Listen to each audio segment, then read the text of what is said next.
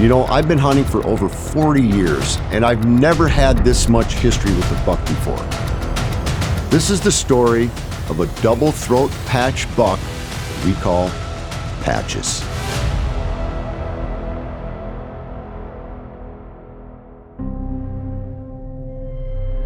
So in 2020, it's early on, we bought our first private property, and it's the Whitetails from Scratch property, and we're managing it and we're setting it up for world-class whitetail hunting. That's when this whole thing started. The first time that I ever encountered Patches was in 2020, and that year we thought he was about 1.5 year old buck. He was easy to identify. He had some really cool white facial accents. He was just a gorgeous looking deer as a young buck. He was kind of a homebody. He was pretty consistent in what he was doing. He was going down to an area where we could get some good camera footage, and definitely one that we're gonna keep an eye on.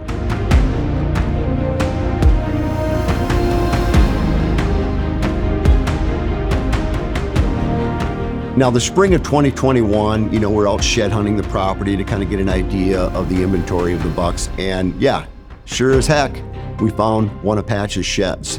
Now, at his early age, he was a really clean looking 8-pointer. Kind of excited to see what he was going to turn into, because there was some documentation of some pretty nice looking 8s with big old frames, nice high tines. And so yeah, it was just a matter of watching Patches and seeing what we can do to make this area, Whitetail from Scratch property, his home base.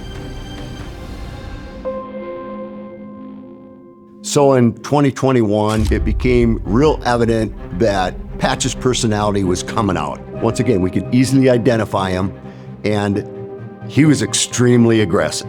Now, we got him doing all kinds of crazy things. I remember studying his behavior, watching him, how he would hit licking branches and the different things that he would do in the food plot, how he'd interact with other deer.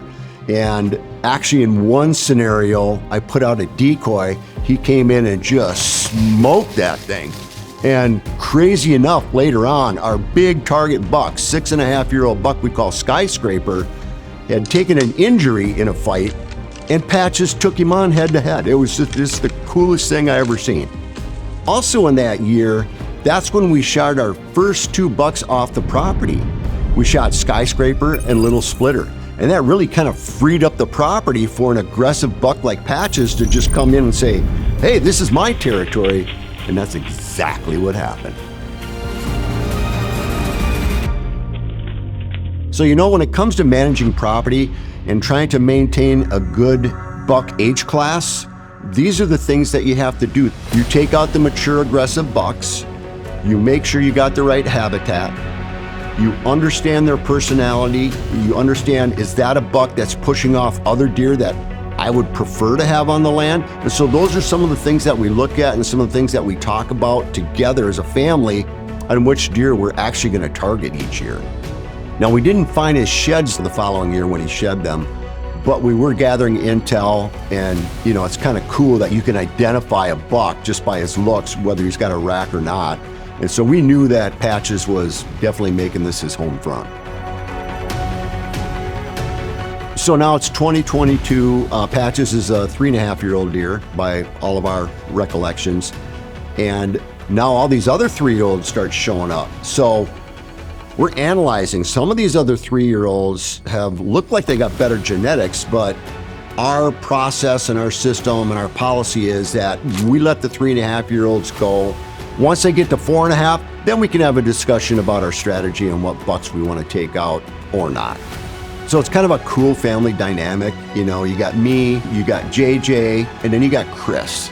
And so we kind of talk with each other and talk about where we're gonna hunt, what deer is kind of Chris's deer, what deer is kind of Dad's deer, what deer is kind of JJ's deer.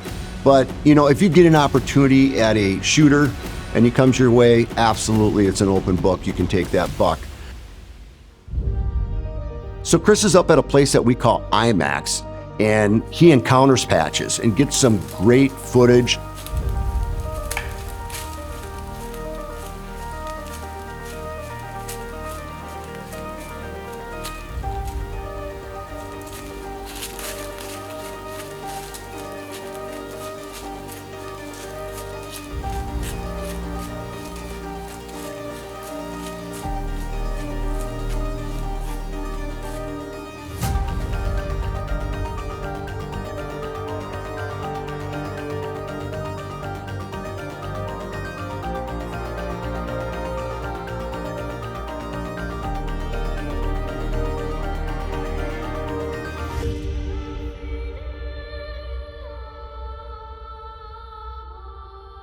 And that information is very important to us because that gives us an idea of what this deer is like, how he behaves, and how we can strategically hunt him when the time comes.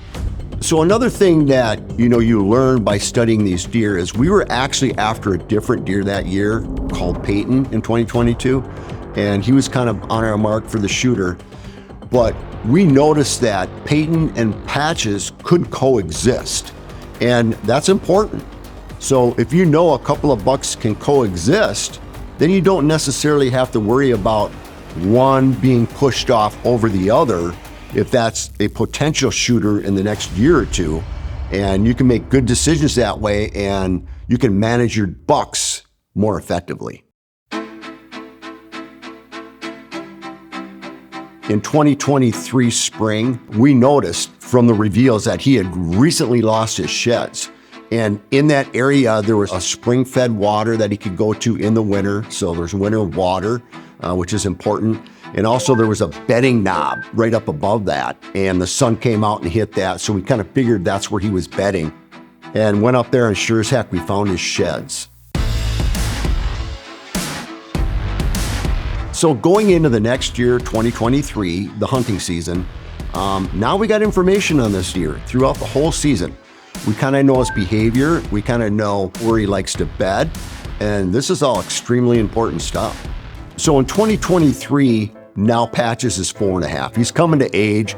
He's going to want to be breeding. But now there's another buck that comes into play, and he's actually 5.5, and his name is Primetime. We decided that, hey, this is Chris's buck, and we're going to try and do everything we can to get him on Primetime and get him taken off the property.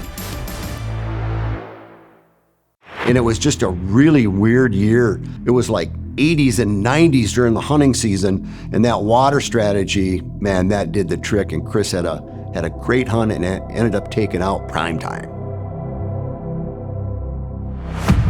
So now that Primetime is gone, Patches completely took the place over. And I mean, this deer is running the entire property. So now it's later in the year, and we're out hunting, and Patches shows up in one of our core plots.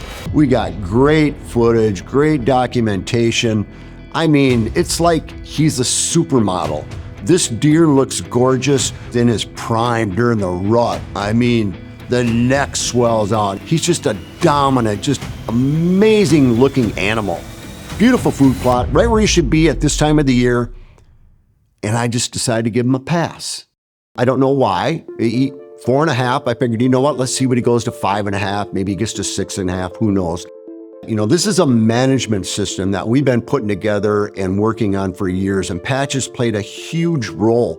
The things that we did to the property and the types of food that we put on the property in strategic places, I would say kind of changed his behavior to our advantage.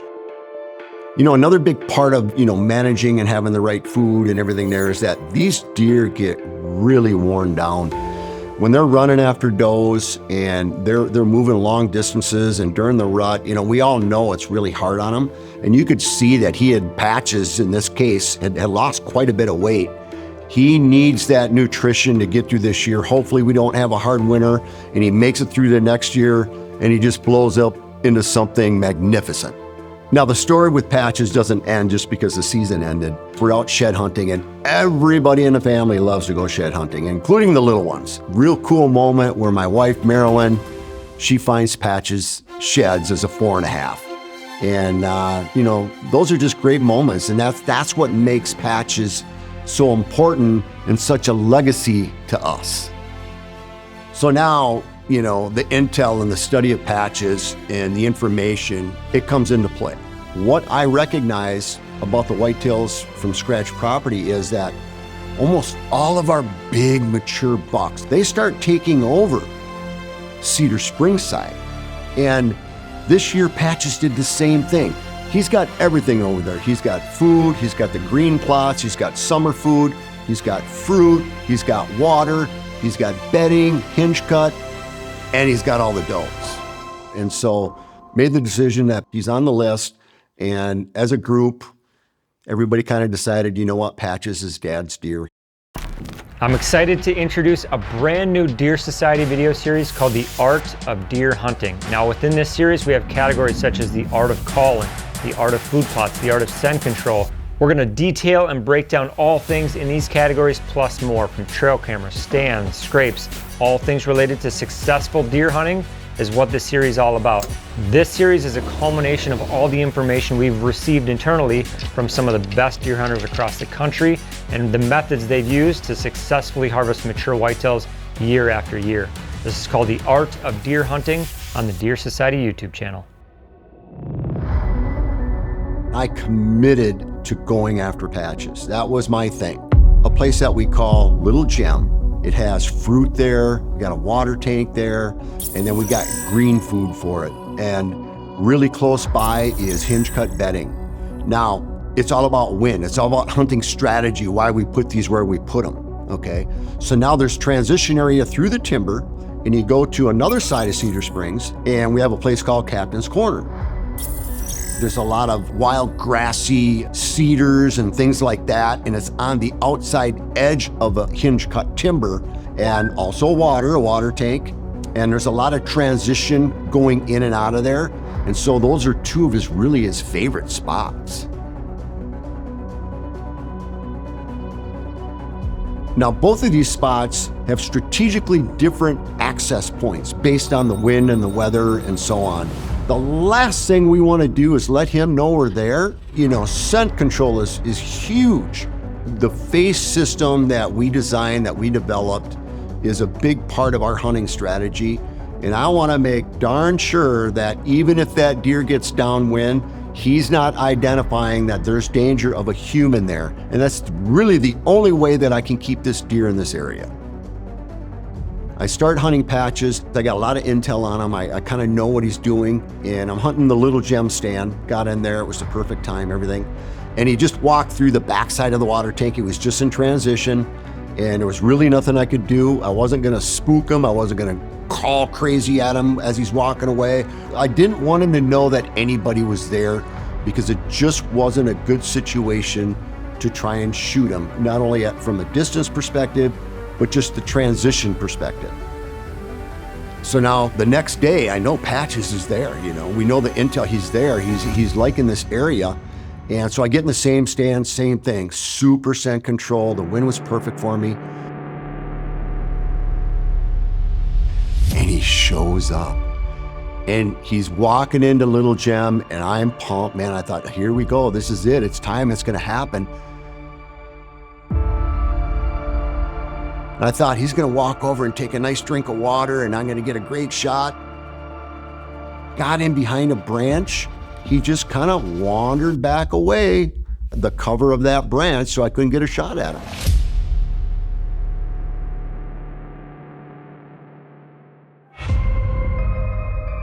Now keep in mind, this is, you know, something that people call the October lull, but if you have a property set up proper, and you have good intel, you're gonna see deer behavior that can become consistent. And anyway, that's what happened with Patches.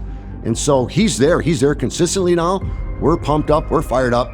The wind shifted. The only option we had was to go over to the other side at Captain's Corner and set up and just, you know, hope he shows up. So now I got JJ by my side. This isn't a solo hunt. He's by my side. We were totally phased up. And we're in a ground blind, and all of a sudden does start showing up.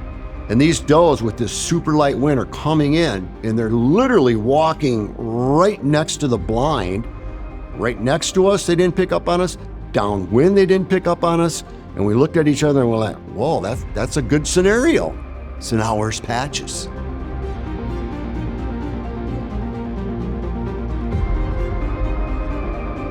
And then out of nowhere, all of a sudden, JJ grabs my arm, he squeezes, and I can see his eyes, and he whispers, Patches.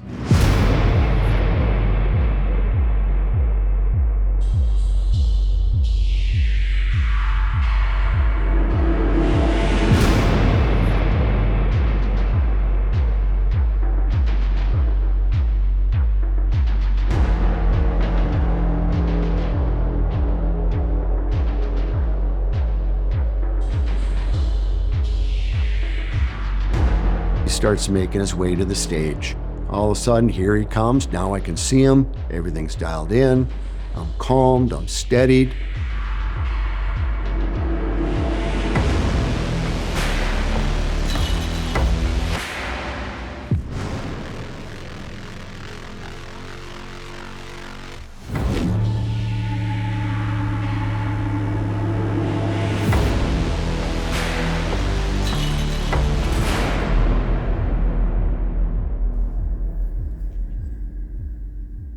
And I squeeze off a nice easy one, and it dropped below his belly.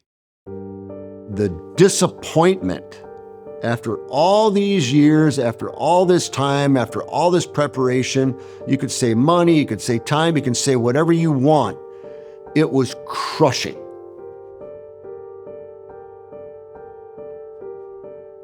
So after a little time, I get back to the target range, and it was my choice that night to shoot a fixed blade versus a mechanical. And as I get back and I start doing the actual work out there and comparing the two, well, the fixed was way off. That's on me, but I'm just like beside myself now. Hopefully we get another chance at this buck.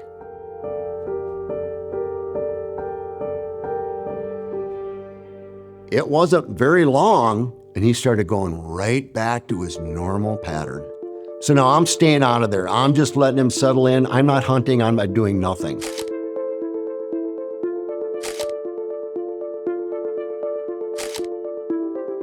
And a cold front comes in, and the window opens up, and it's like, all right, I'm going back to Little Gem. There's a good chance that he could daylight there. So I make sure I get into the stand early.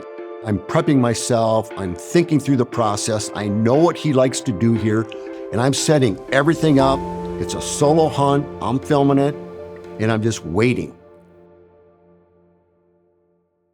And sure as heck, he shows up, and he comes in and he just plays the script. He walks in the plot, works his way over, gets a drink of water, goes broadside, and I squeeze it off.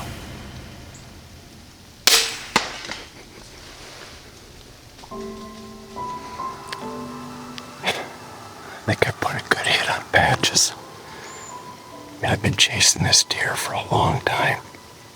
Oh, it's just been a cat and mouse game, so I just don't know. I don't know how to react, Yeah, you play that game, and I'm just fired up. I don't know what to say. It's awesome.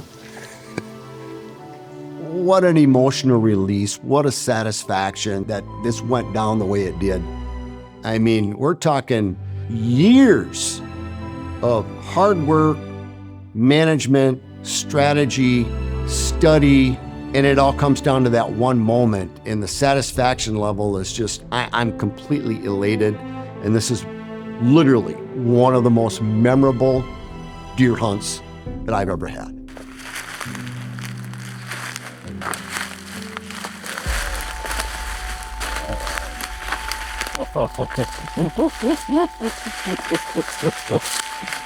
Oh man, there he is. Patches, the double patch. Wow, it's just a gorgeous buck. 5.5-year-old.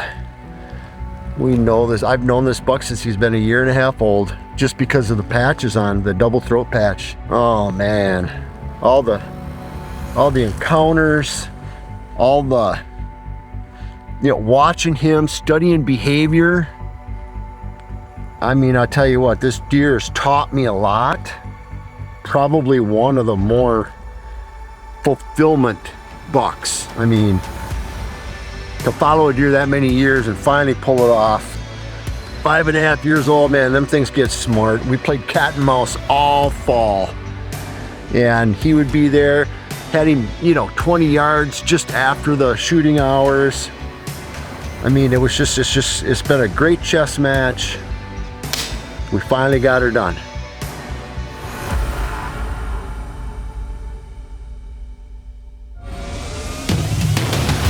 Some of the keys to success for this hunt are understanding a deer's behavior, knowing their personality. How do they interact with other deer? Is it a good strategy to rattle a specific day? Can you say something to upset that deer? Understanding that deer and that deer's behavior and personality is huge. Setting up that whitetails from scratch property, strategically placing these micro plots with the illusion food plot systems, utilizing that nutrition as they progress throughout the year, and then capturing that intel through our reveal cameras. But even more importantly, when you finally get to that point where you know you can go out and get that deer, don't be the reason the deer gets blown out of there. Using the phase scent control system so that even if the deer does get a little downwind of you, he doesn't understand or identify that it's the human element that he should be afraid of that bumps him out of there. And then make sure you practice with your equipment. The TenPoint Crossbow was extremely effective. And finally, being persistent is what led to the success of this 5-year quest. Thanks for watching this Deer Society Hunt Breakdown. Subscribe to the channel for more great educational content to help you become a better hunter. From podcasts to the Art of Deer Hunting series, hunt breakdowns, tips, tactics, and a whole lot more. The Deer Society is all about deer hunting education.